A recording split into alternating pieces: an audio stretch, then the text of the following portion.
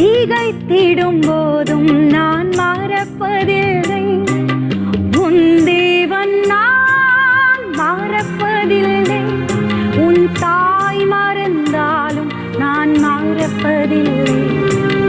உன் தேவன் நான் மறப்பதில்லை.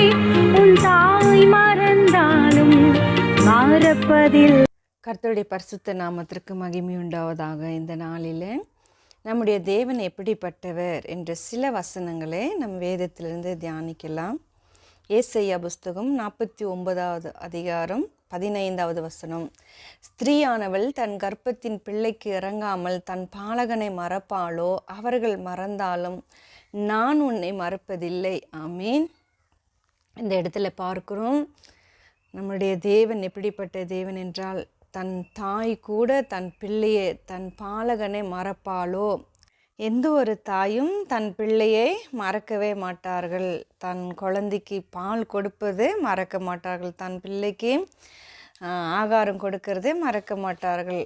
இதுதான் தாயினுடைய குணம். ஆனால் அப்படிப்பட்ட தாய் கூட தன் பிள்ளையை ஒரு வேளை மறந்து போவார்கள், மறப்பார்கள். ஆனாலும் அந்த தாய் மறந்தாலும் நான் உன்னை மறப்பதில்லை என்று தேவன் சொல்லுகிறார். அதை தொடர்ந்து ஏசாயா புஸ்தகம் 44ஆம் அதிகாரம் 21வது வசனம் இப்படியாக கடைசி 2 வரிகள் சொல்லுகிறது.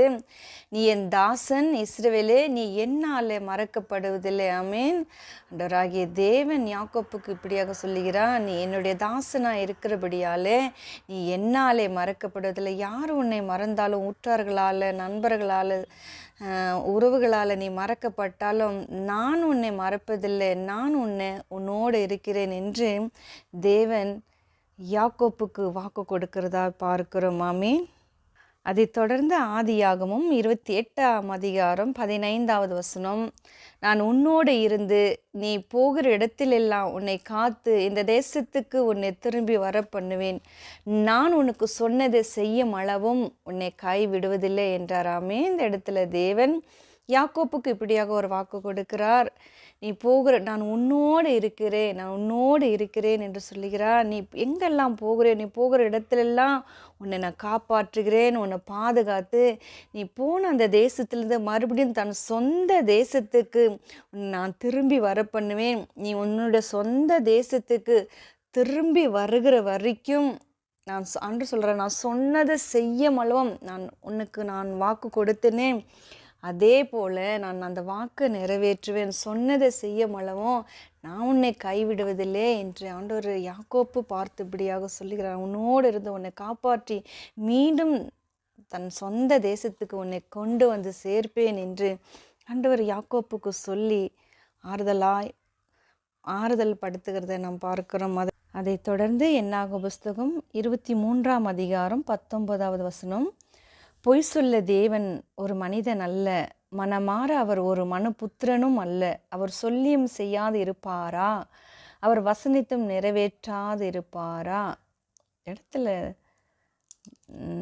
வாசிக்கிறோம், தேவன் எப்படிப்பட்ட தேவன் என்றால் அவர் பொய் சொல்ல ஒரு மனிதன் அல்ல. அப்படி பொய் சொல்வார்கள். யார் சொல்வார்கள் என்றால் மனுஷர்கள் தான் பொய் சொல்வார்கள். தேவன் பொய் சொல்ல மாட்டார். அடுத்ததாக மனுஷன்தான் மனம் மாறி போவான். சொல்லுவார்கள் ஆனால் செய்ய மாட்டார்கள்.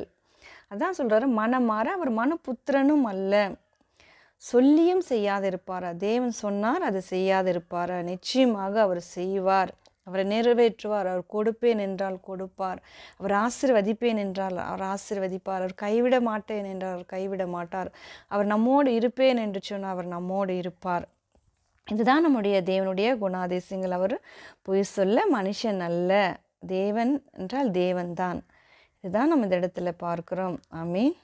தொடர்ந்து யோசுவா புஸ்தகம் 1ஆம் அதிகாரம் 5வது வசனம். நீ உயிரோடு இருக்கும் நாளெல்லாம் ஒருவனும் உனக்கு முன்பாக எதிர்த்து நிற்பதில்லை. நான் மோசையோடு இருந்தது போல உன்னோடு இருப்பேன். நான் உன்னை விட்டு விலகுவதும் இல்லை, உன்னை கைவிடுவதும் இல்லை. ஆனால் இந்த இடத்துல மோசைக்கு அடுத்ததாக யோசுவாவுக்கு ஒரு வாக்கு கொடுக்குறா. நான் மோசையோடு எப்படி இருந்தேனோ அதே போல் நான் உன்னோடு இருப்பேன்.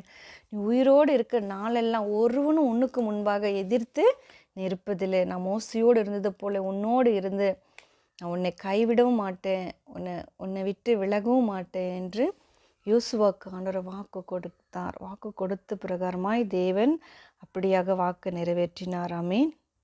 அதைத் தொடர்ந்து உபாகம் 30ஆம் அதிகாரம் 6வது வசனம் இப்படியாக சொல்லுகிறது. கடைசி 2 வரிகள் வாசிக்கிறேன். கர்த்தர் தாமே உன்னோடு கூட வருகிறார், அவர் உன்னை விட்டு விலகுவதும் இல்லை, உன்னை கை விடுவதும் இல்லை என்று சொன்னார். அந்த இடத்துல மோசே இஸ்ரவேல் ஜனங்களை பார்த்து சொல்லுகிறார், நீங்கள் பலம் கொண்டு திடமானதாக இருங்கள், அவர்களுக்கு பயப்படவும் திகைக்கவும் வேண்டாம். ஏனென்றால் நம்முடைய தேவனாகிய கர்த்தர் நம்மோடு கூட வருகிறார்.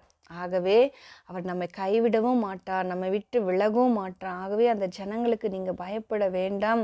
காரணம் என்னவென்றால் நம்முடைய தேவன் நம்மை கைவிடாத தேவன், நம்மை விட்டு விலகாத தேவன், நமக்கு ஜெயம் கொடுக்கிற தேவன் என்று சொல்லி இந்த இடத்துல மோசே அவர்களுக்கு ஒரு ஆறுதலான வார்த்தைகளை சொல்லுகிறதா நம்ம வேதத்தில் பார்க்கிறோம். அதை தொடர்ந்து 1 ராஜாக்கள் 8ஆம் அதிகாரம் 57வது வசனம். நம்முடைய தேவனாகிய கர்த்தர் நம்மை கைவிடாமலும் நம்மை நெகிழ விடாமலும் அவர் நம்முடைய பிதாக்களோடு இருந்தது போல நம்மோடு இருந்த இந்த இடத்துல தாவீது குமாரனாகிய சாலமோன் தேவனிடத்தில் ஒரு விண்ணப்பம் பண்ணி ஜனங்களை நோக்கி இப்படியாக சொல்லுகிறார், நம்முடைய தேவன் நம்மை கைவிட மாட்டாரா, நம்மை நெகிழ விட மாட்டாரா, நம்ம வெட்கத்துக்கு உட்படுத்த மாட்டார். காரணம் என்னவென்றால் நம்ம பிதாக்களோடு இருந்தது போல அவர் நம்மோடு இருக்கிறார் என்று சொல்லுகிறத பார்க்கிறோம். அது மாத்திரமல்ல, அவர் மோசே கொண்டு தம்முடைய தாசனாகிய மோசே கொண்டு சொன்ன அவருடைய நல் வார்த்தைகளில் எல்லாம் ஒரு வார்த்தை ஆனாலும் தவறி போகவில்லை. ஆண்டவர் மோசே கொண்டு என்னெல்லாம் சொன்னாரோ அதெல்லாம் தவறி போகவில்லை. கைவிட மாட்டேன், விலக மாட்டேன், உன்னோடு இருக்கிறேன், உன்னை காப்பாற்றுவேன், உன்னை வழிநடத்துவேன் என்று சொன்ன நல்ல வார்த்தைகளில் ஒரு வார்த்தை கூட தவறி போகிறதில்லை என்று சாலமோன் ஜனங்களிடத்தில் சொல்லி இப்படியாக நம் வேதத்தில் பார்க்கிறோம். அதை தொடர்ந்து 1 நாளாகும் 28ஆம் அதிகாரம் 20வது வசனம். தாவீது தன் குமாரனாகிய சாலமோனை நோக்கி, நீ பலம் கொண்டு தைரியமாயிருந்து இதை நடப்பி, நீ பயப்படாமலும் கலங்காமலும் இரும். தேவனாகிய கர்த்தர் என்னும் என் தேவன் உன்னோடு இருப்பார். கர்த்தருடைய ஆலயத்தை கட்டுகிறதற்காக சகல கிரிகளையும் நீ முடித்து தீரு மட்டும் அவர் உன்னை விட்டு விலகவும் மாட்டார், உன்னை கைவிடவும் மாட்டார். தாவீது தன் குமாரனுக்கு இப்படியாக ஒரு ஆலோசனை சொல்லுகிறார்.